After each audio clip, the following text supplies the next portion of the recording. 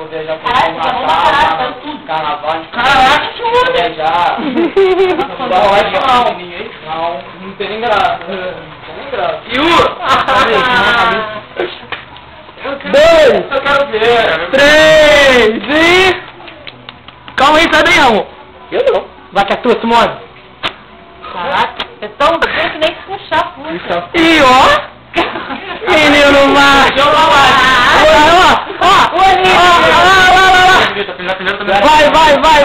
Vai logo!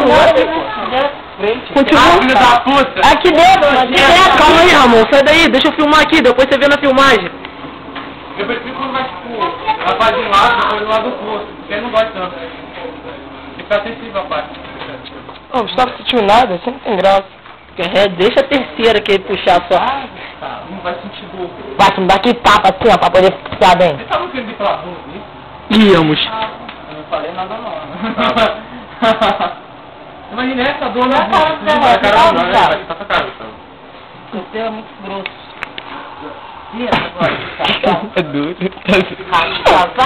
Ah, Isso é menino macho! Também? Não, é isso aí, é macho pra caralho esse menino. Daqui a pouco também, quando ele gritar, ele se entrega.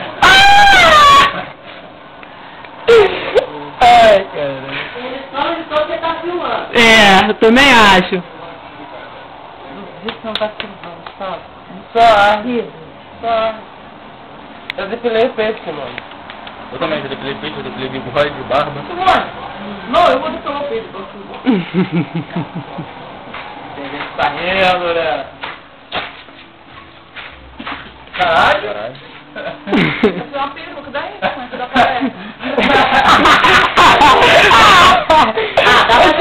Você tem noção que a gente tá filmando, né? Tipo, mandar Alex ver isso. Vai ver seu vídeo no YouTube. Não, mostra o papelzinho de Gustavo aqui, tia. Sacanagem. Que pregar guardado. Não, não deixo não. Caralho, não, pô. Verdade.